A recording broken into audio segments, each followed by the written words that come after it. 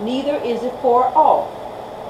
It is not in heaven, that thou mayest say, who shall go up for us to heaven, and bring it unto us, that we may hear it and do it? Neither is it beyond the sea, that thou shouldest say, who shall go over the sea for us, and bring it unto us, that we may hear it and do it? Okay? So he's making it easy this time for you. You don't have to worry about wolf in sheep's clothing on this account. Because he's letting you know.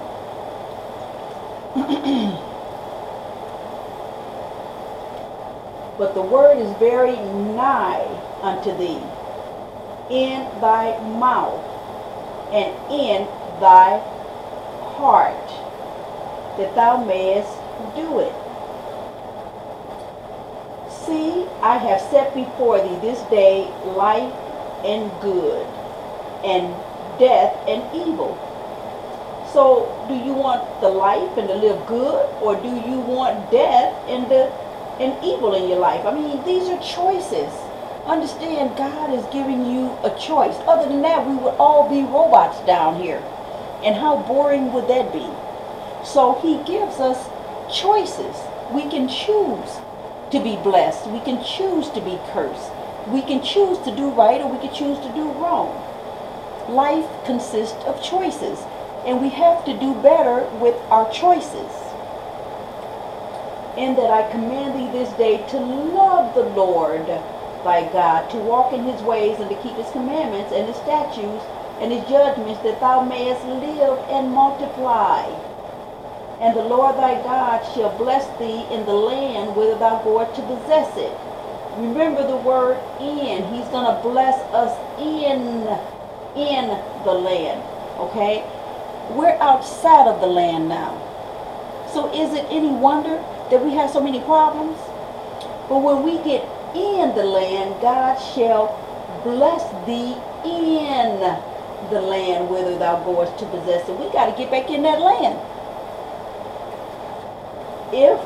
But if thine heart turn away, so that thou wilt not hear, but thou shalt be drawn away and worship other gods and serve them. See, that's what I'm telling you. Before you go back home, you're going to have to clean your act up. You can't go back home with all this pollution that you have learned in this society. Got to clean it up. I denounce unto you this day that ye shall surely perish, and that ye shall not prolong your days upon the land whither thou passest over Jordan to go to possess it. I call heaven and earth to record this day against you, that I have set before you life and death, blessing and cursing. Therefore choose life, that both thou and thy seed may live. So life consists of what we make it. We have a choice. And he's telling you, if you got to think about choosing between blessings and curses, then God has made it simple for you. Therefore choose life, that both thou and you're affecting your seed, that both thou and thy seed may live. Choices you make affect your seed. We went over that some time ago.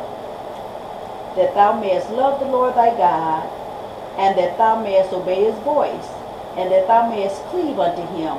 For he is thy life. He is our life. He is the one who keeps us. We can't keep ourselves in this chaotic world. But one thing that's a blessing, at least about God, is we're in a win-win situation. Whether we live or die, we good.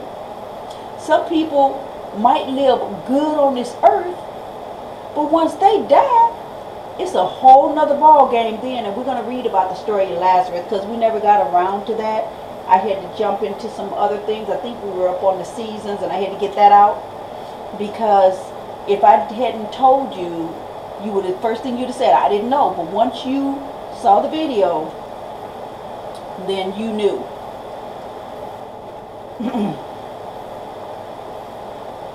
And all I'm doing is planting seeds. But it is not my responsibility to grow. It's not my responsibility to grow it. I mean, once I plant it, if you gravitate to God, He will grow you. But if you do not, okay, so we're gonna read about that too. But let me finish this up. That thou mayest love the Lord thy God, and that thou mayest obey His voice, and that thou mayest cleave unto Him.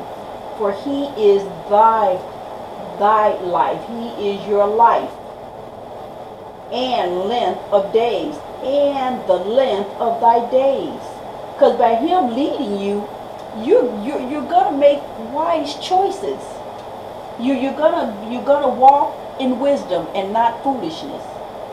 That thou mayest dwell in the land. Remember, dwell in the land. We got to get inside that land. That's where our safety zone and safety net, our comfort zone, our rest, our blessings, our goodness, everything is in that land for us. Which the Lord sware unto thy fathers, to Abraham, to Isaac, and to Jacob, because there's no J in Hebrew. Jacob, to give them. Okay? Awesome statements. Let me see something real quick.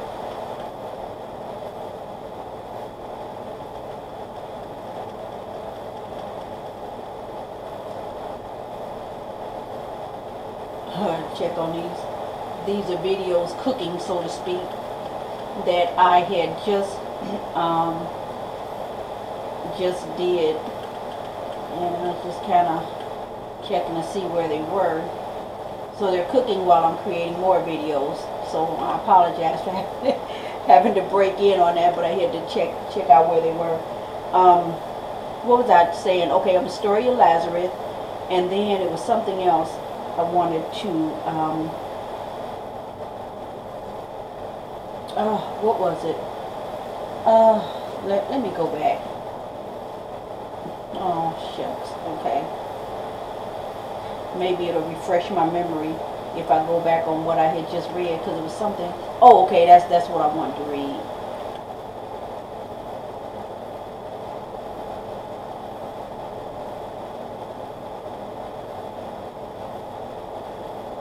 Let me see.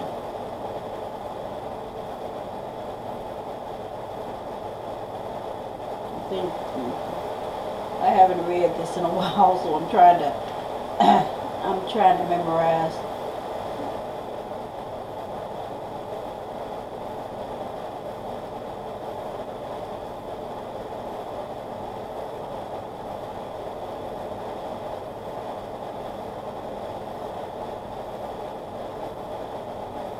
Okay, I'm trying to figure out which one I want to go with.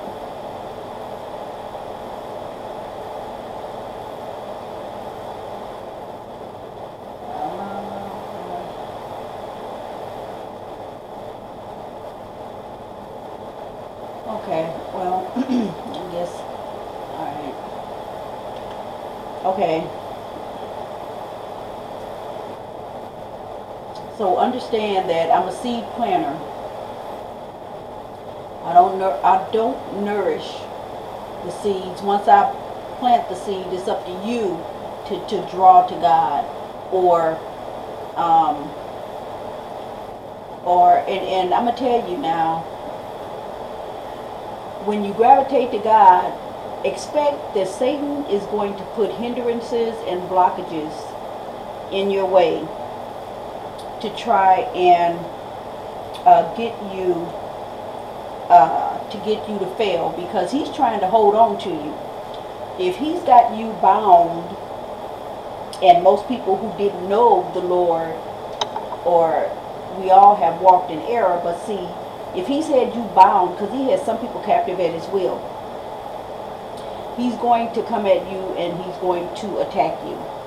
So make sure you pray as much as you can for God to help you, to have his angels to dispatch his angels around you to encamp around you, because his angels encamped around you will be like a barrier that the enemy cannot spring forth on, that he cannot get around. Okay, let's go to the story of Job.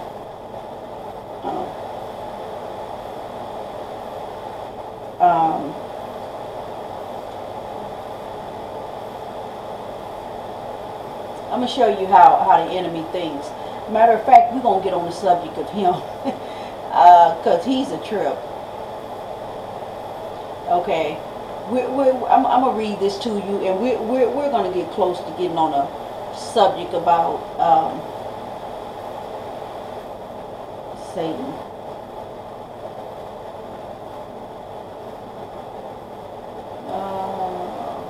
I got the wrong. Wait a minute.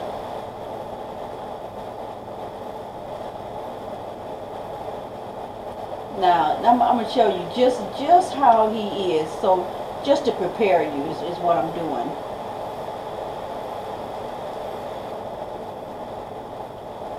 Okay.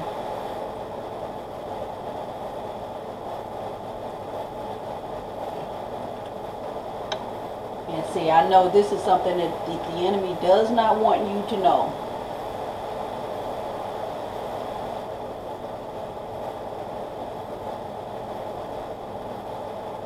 So we're going to get into this.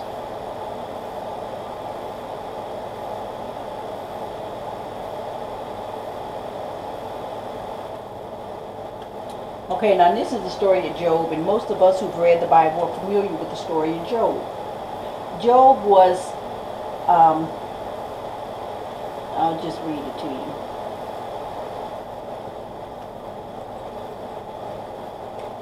There was a man in the land of Uz whose name was Job, and that man was perfect and upright, and one that feared God and eschewed evil. He avoided evil. He feared God, and anything that was to do with evil, he got away from. And that's what you're going to have to learn to do, because the enemy will come at you. But the thing I wanted to show you was to give you a quick profile on who Job was, but then we're going to look at how Satan is. Okay, it says, now there was a day when the sons of God came to present themselves before the Lord, and Satan, which is the devil, came also among them. And the Lord said unto Satan, Whence comest thou? Then Satan answered the Lord and said, From going to and fro in the earth, and from walking up and down in it. Remember when we read that Satan, as a roaring lion, walketh about seeking whom he may devour? He roams, he's the spirit of the wilderness. So you can't see Satan because he's invisible. He's a spirit. But his spirit is similar to where God is omnipresent everywhere at once. Satan has to wander. He has to flow. Now I don't know how much ground he covers, but it says here that from going to and fro in the earth. That means he has to travel to and fro in the earth, and from walking up and down in it. That means he has covered a lot of ground. I don't know how wide his spirit is, but he's not like God, who is everywhere at once. He has to travel. He has to move and travel through the earth. But you got to remember that Satan has been created before the earth and the form of and before man. So he's had a whole lot of time to wander all around. He knows this earth up and down. Okay, because he's a demonic force who's had a whole lot of time to search it out. But it says, and the Lord said unto Satan, hast thou, now Satan is a tattletale. Satan comes before the Lord to tell all your dirty deeds. Yeah, your little soldier over there did this, and your minister did this, and your pastor did this, and and he's a tattletale. He comes to try and make you look bad before God. So God is saying, saying about Satan. Let me see something. So when he's saying he's going up and down to the earth, he's going to check you out. And the Lord said unto Satan, hast thou considered my servant Job, that there is none like him in the earth, a perfect and an upright man, one that feareth God and escheweth evil. And Satan said, then Satan answered the Lord and said, doeth Job fear God for naught, for nothing? Does he fear you for nothing? Now, check out what Satan says. Now, check Satan out. He says, he has spied Job out thoroughly. Check out what he says. Hast not thou made a hedge about him? He knows that Job is protected. Because God, his angels are encamped around about him, but he also places his hedge of protection about his people. But look at how Job has scoped him out. Look at how Satan, the devil, has scoped him out. Has not thou made an hedge about him, and about his house, and about all that he hath on what? On what? Every side. Satan was looking for an opening. He was looking for any crack. He was looking for any way that he could get up to Job. He checked him out so thoroughly. He said, has you done all this on every side? Thou hast blessed the works of his hands, and his substance has increased in the land. Satan is thoroughly checking out you. He's thoroughly checking out me. He's thoroughly checking out everybody. Okay? That's how he works. He looks for weak spots. And he found a weak spot once God let his hedge down. Once God gave Satan permission to try Job, you just can't take his life. Job had a fear of boils. And even though he had that fear of boils, Satan couldn't come up against him to mess with him until he got permission from God. He couldn't touch him. So understand that when God has you,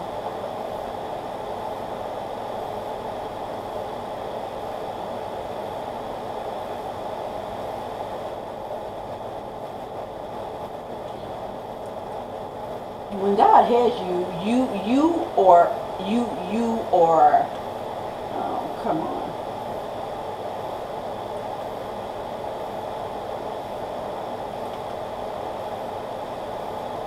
Is it angel or angel? Okay.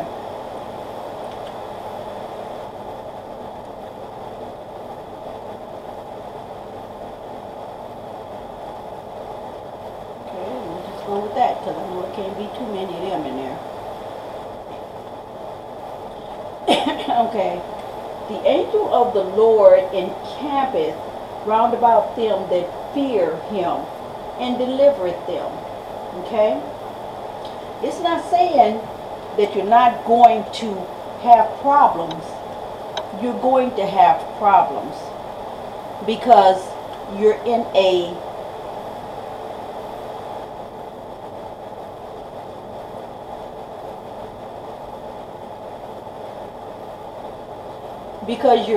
a world that the enemy has come down. Okay.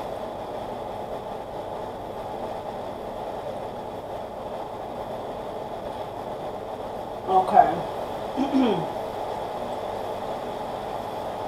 you're going to have problems down here because, number one, God has to mature and grow you, so he's going to send you through some trials and tribulations, some fiery furnaces.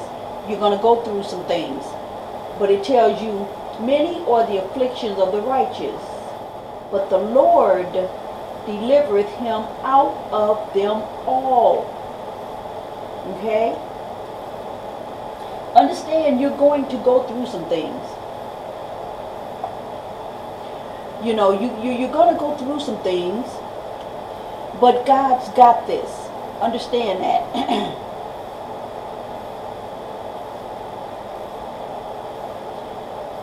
Because see, some things God is gonna do, but then you got some things that the enemy is going to test you on.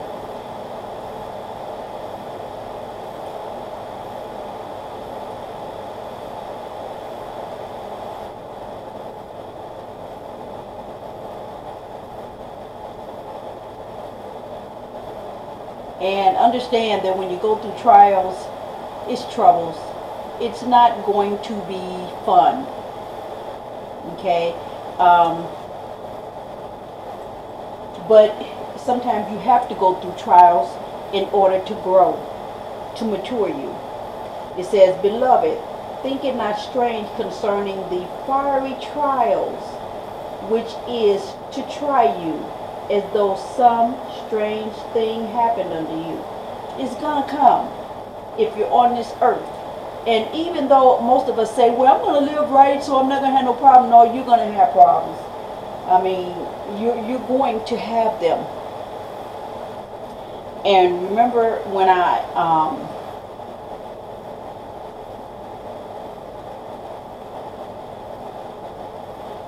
I told you how the world was going to hate you? Yep, it will. It is going to. Understand that.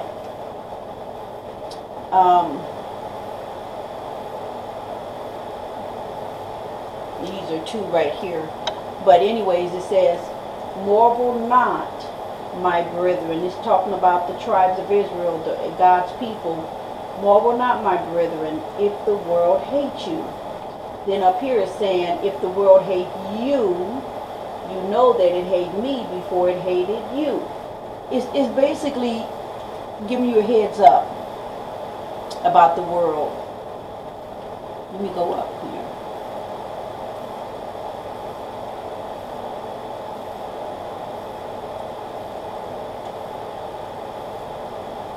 Why do I keep hitting that? This finger's on the wrong key.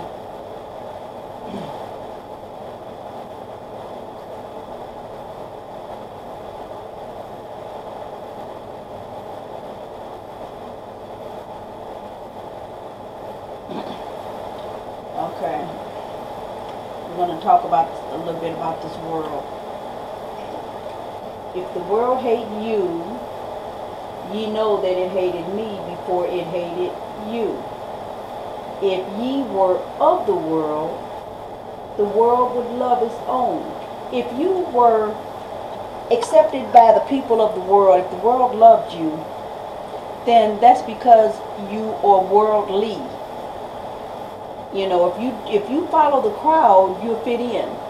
But if you go in the opposite direction, you'll walk alone. Okay? It says, but I have chosen you out of the world. Therefore the world hateth you. See, when God, you got opposing spirits that are at work. When you have a spirit of God, the spirit of Satan is not going to want to be around you. It is not going to be comfortable with you. It's not going to want to be around you. You don't do what we do. You're different. You got to go. It's not going to work. Even if it's a relative, they are not, you know, if you have relatives that are, I remember once I was going to church, the only person in my family going to church. It was a living nightmare. People going into my room, stealing stuff out of my room. It was horrible. And you know what I did? As I was getting older, And my son was young, and I just prayed. I said, Lord, you know, my son's father abandoned us and him and was a deadbeat and a lot of problems. So I was on my own with this situation. But I prayed and I said, Lord, if you want me to live for you, then you got to get me out of here. And I'm going to be honest with you, even when he did get me out of here, I still didn't live perfect. I was still doing dumb things, not like crazy things, like illegal things or nothing. But I mean, I still went out to clubs, or I still roller skate even now. So, I mean, I'll probably roller skate as long as my legs allow me to. It's a good clean form of exercise to me. But I remember praying and I said, Lord, if you, and I'm going to tell you, God blessed me with wisdom and insight even from my youth. I remember I had to have been less than 10 years old. But I remember once I just was praying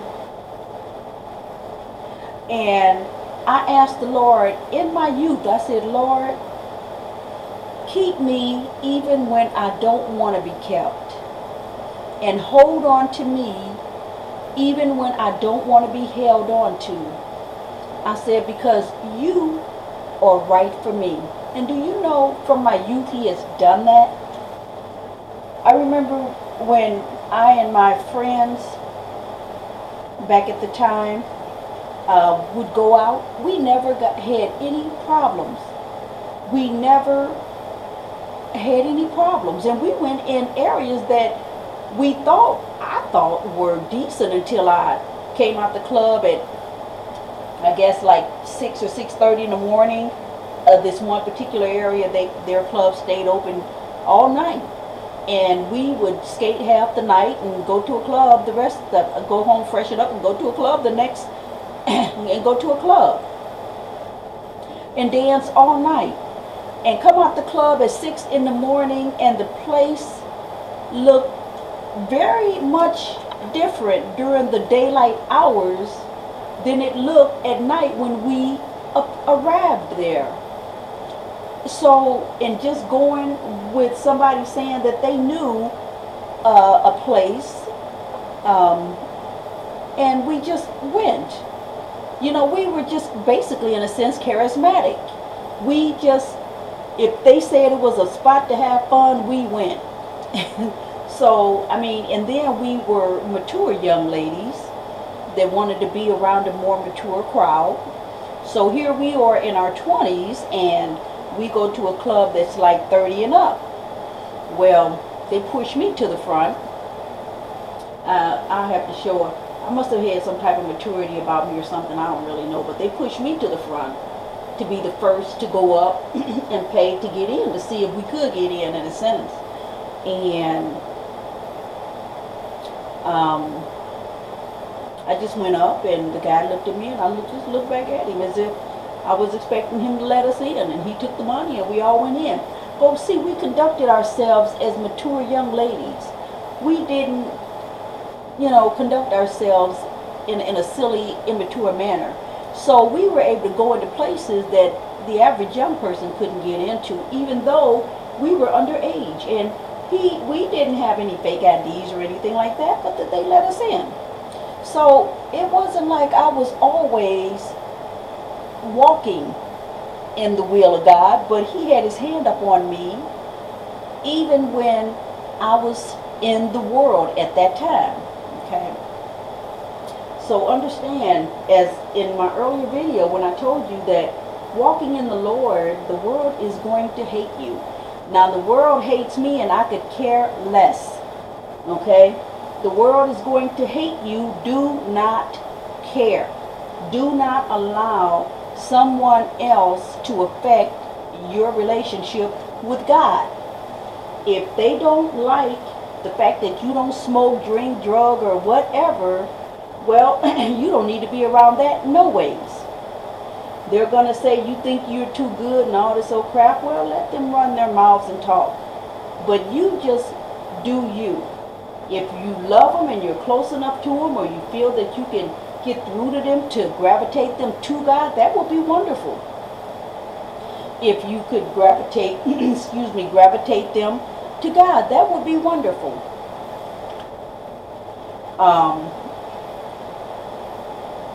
If you can gravitate them to God, yes, I would definitely try and help them to make God's eternal paradise the eternal resting place for their soul. Absolutely.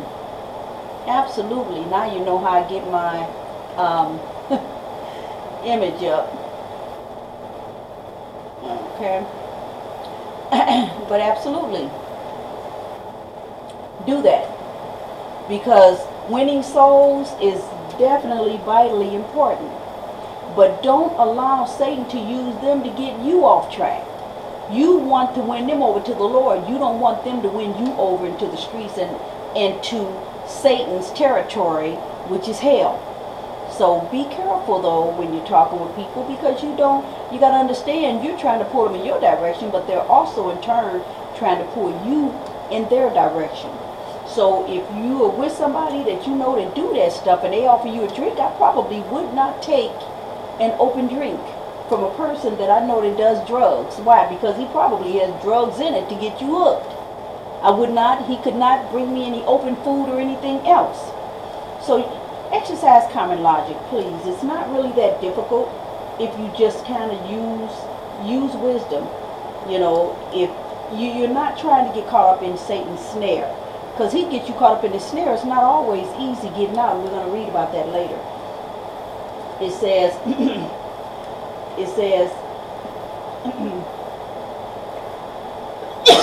excuse me. If ye were of the world would love his own. But ye are not of the world, but I have chosen you out of the world. Therefore the world hateth you. If you was of the world, you would fit in. You would get along just fine. But because you're not of the world and God has chosen you out of the world, you are different. You are not in sync with the world. Okay? So God is letting you know that you're going to go through some things. Okay. Let's talk about, I wanted to look up a sore. Let me see something.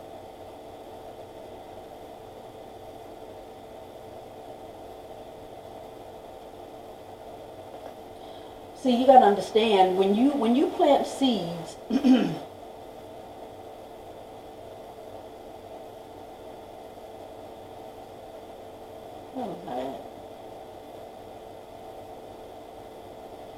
Matthew 13. Okay, we're going to read Matthew 13 about the sower.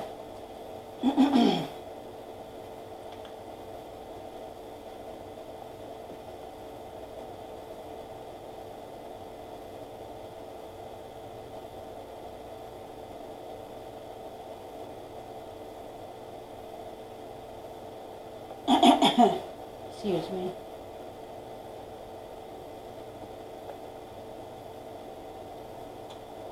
Let me check out one more thing.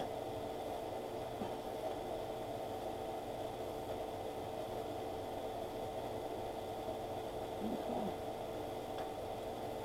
I'm about to set some more videos out. Okay, it says, excuse me. And he spake many things unto them in parables, saying, Behold, the sower went forth to sow. Okay, a sower is one that puts the seed in the ground, and he probably waters it, and then, kind of like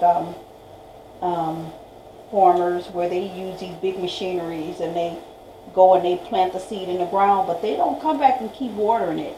They allow nature to send rain down upon the because some of them do, depending upon what they're planting. Some have to have water, but then some things like corn or something like that, nature takes over.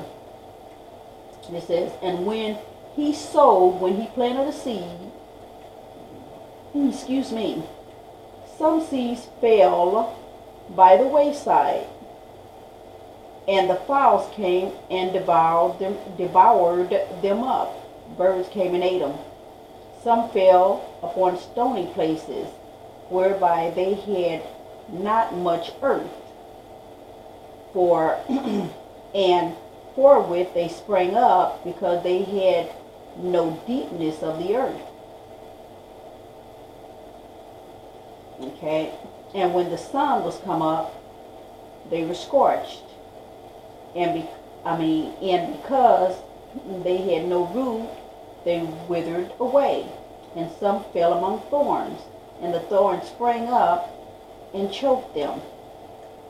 So not all people are going to gravitate, basically, is what this is saying. Although you put God's truths out there, not everybody is going to gravitate to God's truths, because a lot of people that are worldly are not going to, they're carnal minded. They cannot understand the spiritual things of God. So they're not going to gravitate to anything that's true. But you put trash up and gossip and turmoil and something devastating and bad up, you'd be surprised how they gravitate to that. Okay? It says, but others fell into good ground and brought forth fruit, and some 100-fold, some 60-fold, and some 30-fold. Okay? So not everybody's going to receive the things of God, because it is not meant. Not everybody is going to make it in to God's eternal kingdom, because it is not meant. Okay?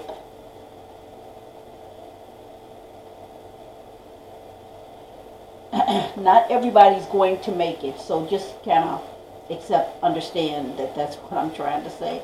What, did I spell that right or wrong?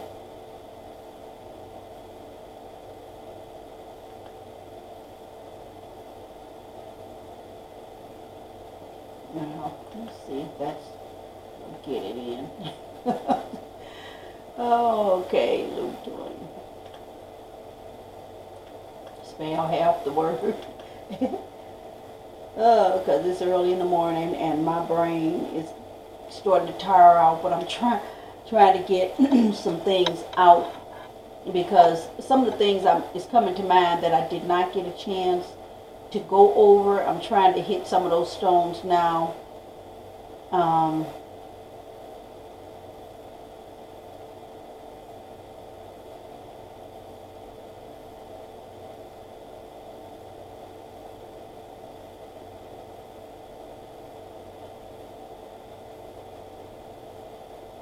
Oh, I'll pass it up.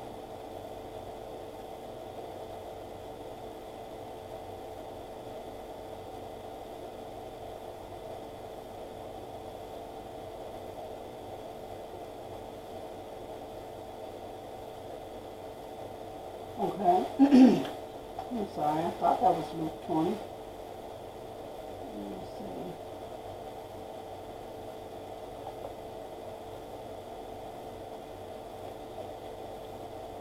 Oh, I'm sorry. Okay, Luke 16.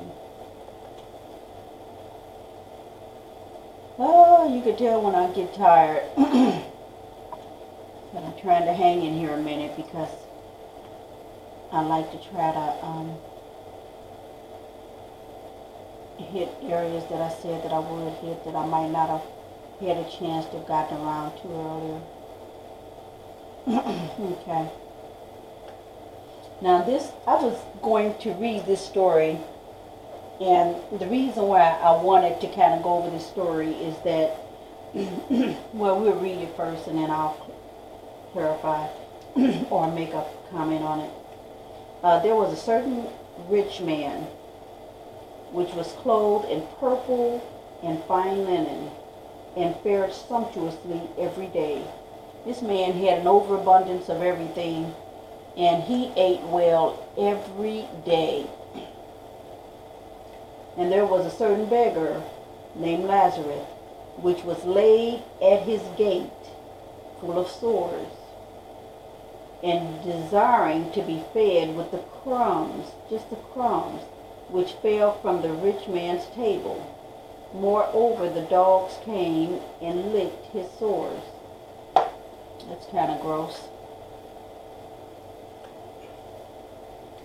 And it came to pass that the beggar died, and was carried by the angels into Abraham's bosom. the rich man the rich man also died and was buried. And we can imagine that he more than likely had an extravagant funeral service. Now, this is the aftermath. And in hell, he lifted up his eyes, being in torments, not torment, but torments, and seeth Abraham afar off, and Lazarus in his bosom, like holding him in his chest area. You know how you hold a baby in your bosom, you caress him, you know. And he cried and said, Father Abraham, because you got to remember, Abraham had more kids than just Ishmael and Isaac. He had remarried to Keturah, and he had 6 kids with Keturah, and then he had concubines. And it didn't say how many concubines and how many kids he had with those concubines. So when he says here, and he cried out and said, Father Abraham, Abraham could be his lineage. It's a possibility. Have mercy on me and send Lazarus. Now, he didn't want to help Lazarus, but now he's asking Abraham to send Lazarus, that he may dip the tip of his finger in water and cool my tongue, for I am tormented in this flame. So he's being tormented in a flame. But Abraham said, son. Abraham calls him son, so he must have been Abraham's descendant. Remember that thou in thy lifetime receivest thy good things, and likewise Lazarus evil things. But now he is comforted, and thou art tormented. And beside all this, between us and you, there is a great gulf fixed, so that they which would pass from thence, they which would pass from hence to you cannot, neither can they pass to you that would come from thence. So it's like an invisible barrier or something, because he was able to look and see Lazarus. And they were also able to converse with one another. But there's some type of gulf affixed, or some type of barrier, blockage, that keeps them from being able to pass over to one another. So primarily what this is saying is that people who mistreat you and they end up in hell, you'll be able to see them. And so those who are being evil to you now, you'll be looking down upon their spirits in a tormented flame. And then they'll be looking at you comforted in God's eternal paradise. So when people mistreat you, let it go. Just tell God about it, or whatever it is that you want, or however, but let it go. Leave them alone, because your time on this earth is short, but your spirit lives on for eternity. And no person on this earth is worth you losing your eternal soul. If somebody does you wrong, don't get back at them. Don't hate them. Just leave them alone. Okay? But it says here,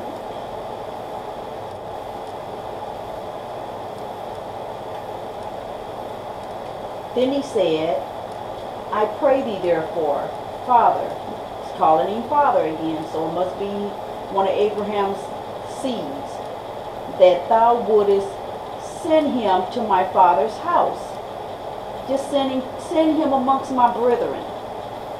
For I have 5 brethren, that he may testify unto them, lest they also come into this place of torment. Now notice He didn't even want to feed Lazarus, but yet he wanted Lazarus to quench his tongue with some water. Then now he's wanting Lazarus to go back from the dead to testify to his brethren. Now he wouldn't help Lazarus, but now he's expecting Lazarus to help him. Okay. Abraham said unto him, they have Moses and the prophets.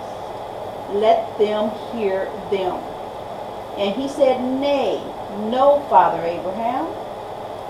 But if one went unto them from the dead, they would repent.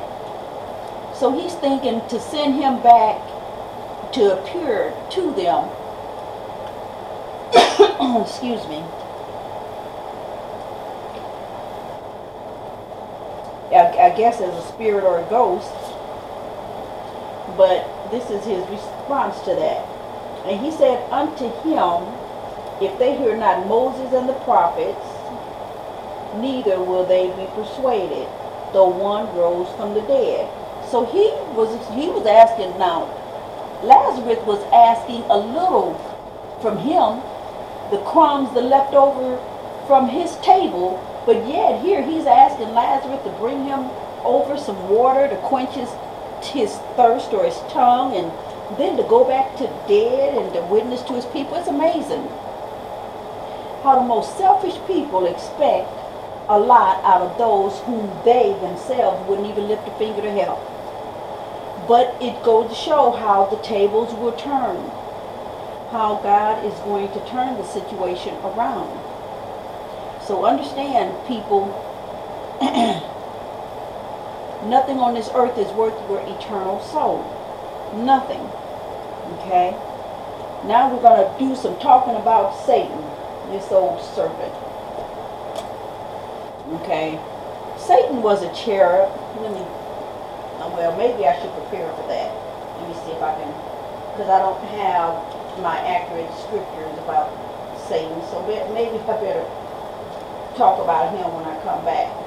I mean, I could talk about some things, but I don't think I have all of what I'm going to want to talk about Satan, because it's and then I also want to read in the book of Enoch, which goes into detail, gives great detailed information about Satan. I mean, gives the names. In the book of Enoch, he calls Satan Azazel. He's the spirit of the wilderness, and in the Bible it does not refer to him as Azazel. That's why it's good to kind of be aware that there are other names. There are other names out there, but I'll go over some. I can always, in the event that I forget something, I can always come back and recap on it. So I'll try to go ahead and do a few things. Okay, let's find out a little bit about who Satan is.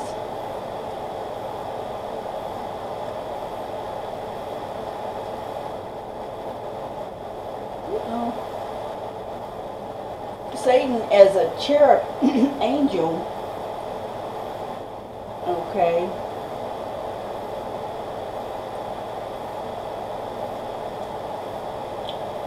Satan as a cherub angel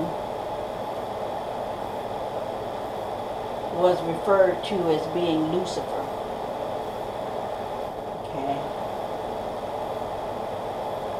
So we need to find out who he was.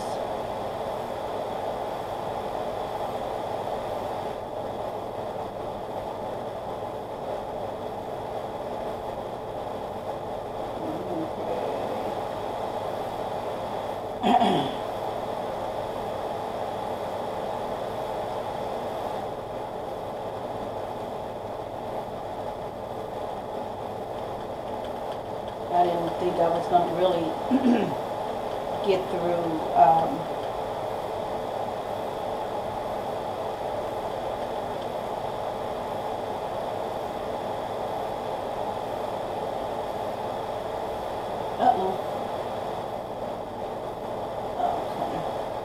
get through Deuteronomy, but I got more time than I thought that I would have, so thank the good Lord for that. Okay. How art thou fallen from heaven, O Lucifer, son of the morning? How art thou cut down to the ground, which didst weaken the nations? For thou hast said in thine heart, I will ascend into heaven. I will exalt my throne above the stars of God. I will sit also upon the mount of the congregation in the sides of the north. I will ascend above the heights of the clouds, and I will be like the Most High. So he's coveting at this time. He's talking about what he will do. He's speaking faith words, what he will do. But he was a created being. But he's thinking that he can create. Yet thou shalt be brought down to hell, to the sides of the pit. They that see thee shall narrowly look upon thee and consider thee, saying, Is this the man that made the earth to tremble, and that did shake the kingdoms? That made the whole world as a wilderness, and destroyed the cities thereof, that opened not the house of the prisoners? All the kings of the nations, even all them, lie in glory, every one in his own house.